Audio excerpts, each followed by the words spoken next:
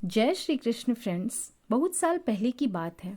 एक आलसी लेकिन भोला भाला युवक था आनंद। दिन भर कोई काम नहीं करता, बस खाता ही रहता और सोए रहता। घर वालों ने कहा, चलो जाओ निकलो घर से, कोई काम धाम नहीं करते हो, बस पड़े रहते हो। वह घर से निकलकर यूं ही भटकते हुए एक आश्रम पहुंचा।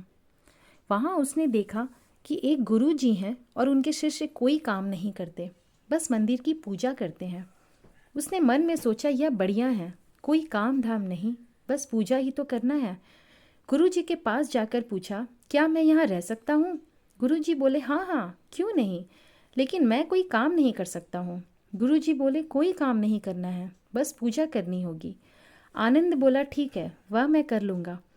अब आनंद महाराज आश्रम में रहने लगे। ना कोई काम ना कोई धाम, बस सारा दिन खाते रहो और प्रभु भक्ति में भजन गाते रहो। महीना भर हो गया। फिर एक दिन आई एकादशी। उसने रसोई में जाकर देखा, खाने की कोई तैयारी नहीं।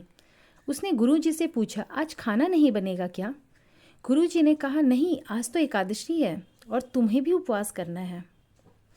उसने कहा, नहीं, अगर हमने उपवास कर लिया तो कल का दिन ही नहीं देख पाएंगे। हम नहीं कर सकते उपवास, हमें तो भूख लगती है। आपने पहले क्यों नहीं बताया? गुरुजी ने कहा, ठीक है, तुम ना करो उपवास, पर खाना भी तुम्हारे लिए कोई और नहीं बनाएगा, तुम खुद बना लो। मरता क्या ना करता, गया रसोई में। गुरुजी फिर आए। देखो, अगर तुम खाना बना लो तो राम जी को भोग ज़रूर लगा लेना और नदी के उस पार जाकर बना लो रसोई।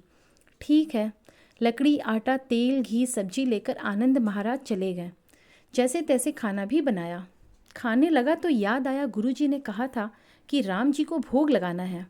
लगा भजन गाने, आओ मेरे राम जी, भोग लगाओ जी, प्रभु राम आइए, श्री राम आइए, मेरे भोजन का भोग लगाइए।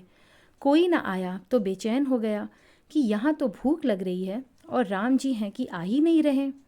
भोला मानस जानता नहीं था कि प्रभु साक्षात तो आएंगे नहीं, पर गुरु जी की बात मानना ज़रूरी है। फिर उसने कहा, देखो प्रभु राम जी, मैं समझ गया कि आप क्यों नहीं आ रहे हैं। मैंने रूखा सूखा बनाया है और आपको तर माल खाने की आदत है, इसीलिए नहीं आ रहे हैं। तो सुनो प्रभु, आज वहाँ भी कुछ नहीं बना है, सबका एकादशी है। खाना हो तो यह भोग ही खा लो। श्री राम अपने भक्त की सरलता पर बड़े मुस्कुराए और माता सीता के साथ प्रकट हो गए। भक्त असमंजस में, गुरु जी ने तो कहा था कि राम जी आएंगे, पर यहाँ तो माता सीता भी आई हैं और मैंने तो भोजन बस 2 लोगों का ही बनाया है। चलो कोई बात नहीं, आज इन्हें ही खिला देते हैं। बोला, प्रभु मैं भूखा रह गया, लेकिन आप दोनों को देखकर बड़ा अच्छा लग रहा है। लेकिन अगली एकादशी पर ऐसा ना करना, पहले बता देना कि आप कितने जन आ रहे हो, और हाँ, थोड़ा जल्दी आना। राम जी उसकी बात पर बड़े मुदित हुए, प्रसाद ग्रहण करके चले गए। अगली एकादशी तक यह भोला मानस सब भूल गया। उसे लगा प्रभु ऐसे ही आते होंगे और प्रसाद ग्रहण करते होंगे। फिर एकादशी आई। गुरुजी से कहा, मैं चला अपना खाना बनाने, पर गुरुजी, थोड़ा ज़्यादा अनाज लगेगा, वहाँ 2 लोग आते हैं। गुरुजी मुस्कुराए, भूख के मारे बावला हो गया है। ठीक है, ले जा और अनाज ले जा। अब की बार उसने 3 लोगों का खाना बनाया। फिर गुहार लगाई, प्रभु राम आइए, सीता राम आइए, मेरे भोजन का भोग लगाइए। प्रभु की महिमा भी निराली है। भक्त के साथ कौतुक करने में उन्हें भी बड़ा मज़ा आता है। इस बार वे अपने भाई लक्ष्मण, भरत और शत्रुघ्न को लेकर आ गए। भक्त को चक्कर आ गया, यह क्या हुआ? एक का भोजन बनाया तो 2 आए, और आज 2 लोगों का खाना ज़्यादा बनाया तो पूरा खानदान आ गया। लगता है आज भी भूखा ही रहना पड़ेगा। सबको भोजन लगाया और बैठे बैठे देखता रहा। अनजाने ही उसकी भी एकादशी हो गई। फिर अगली एकादशी आने से पहले गुरुजी से कहा, गुरुजी, आपके प्रभु राम जी अकेले क्यों नहीं आते? हर बार कितने सारे लोगों को लेकर आते हैं। इस बार अनाज ज़्यादा देना। गुरुजी को लगा कहीं यह अनाज बेचता तो नहीं है, देखना पड़ेगा जाकर। भंडार में कहा, इसे जितना अनाज चाहिए दे दो, और छुपकर उसे देखने चल पड़े। इस बार आनंद ने सोचा, खाना पहले नहीं बनाऊंगा, पता नहीं कितने लोग आ जाएं, पहले बुला लेता हूँ फिर बनाता हूँ। फिर टेर लगाई, प्रभु राम आइए, श्री राम आइए, मेरे भोजन का भोग लगाइए। सारा राम दरबार मौजूद। इस बार तो हनुमान जी भी साथ आए, लेकिन यह क्या, प्रसाद तो तैयार ही नहीं है। भक्त ठहरा भोला भाला, बोला, प्रभु इस बार मैंने खाना नहीं बनाया। प्रभु ने पूछा, क्यों?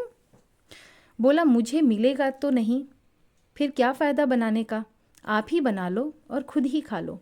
राम जी मुस्कुराए। सीता माता भी गदगद हो गई उसके मासूम जवाब से। लक्ष्मण जी बोले, क्या करे प्रभु? प्रभु बोले, भक्त की इच्छा है, पूरी तो करनी पड़ेगी, चलो लग जाओ काम में। लक्ष्मण जी ने लकड़ी उठाई। माता सीता आटा सानने लगी। भक्त एक तरफ बैठकर देखता रहा।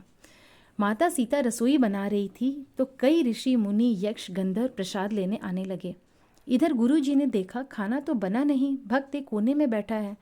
पूछा, बेटा क्या बात है, खाना क्यों नहीं बनाया? बोला, अच्छा किया गुरुजी आप आ गए, देखिए कितने लोग आते हैं प्रभु के साथ।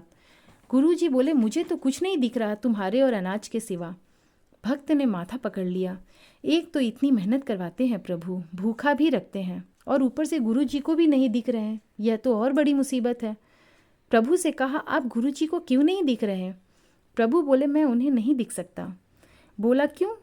वे तो बड़े पंडित हैं, ज्ञानी हैं, विद्वान हैं, उन्हें तो बहुत कुछ आता है, उनको क्यों नहीं दिखते आप? प्रभु बोले, माना कि उनको सब आता है, पर वे सरल नहीं है तुम्हारी तरह, इसीलिए उनको नहीं दिख सकता। आनंद ने गुरुजी से कहा, गुरुजी प्रभु कह रहे हैं आप सरल नहीं हैं, इसीलिए आपको नहीं दिखेंगे। गुरुजी रोने लगे। वाकई मैंने सब कुछ पाया, पर सरलता नहीं पा सका तुम्हारी तरह, और प्रभु तो मन की सरलता से ही मिलते हैं। प्रभु प्रकट हो गए और गुरुजी को भी दर्शन दिए। इस तरह एक भक्त के कहने पर प्रभु ने रसोई भी बनाई। आपको यह कहानी कैसी लगी कमेंट सेक्शन में ज़रूर बताइएगा, और ऐसे ही भगवान की लीलाओं के बारे में सुनने के लिए हमारे चैनल को सब्सक्राइब करें, और हाँ, बेल आइकन ज़रूर दबाएं ताकि उससे मेरे वीडियोस का नोटिफिकेशन ज़रूर मिल सके। धन्यवाद।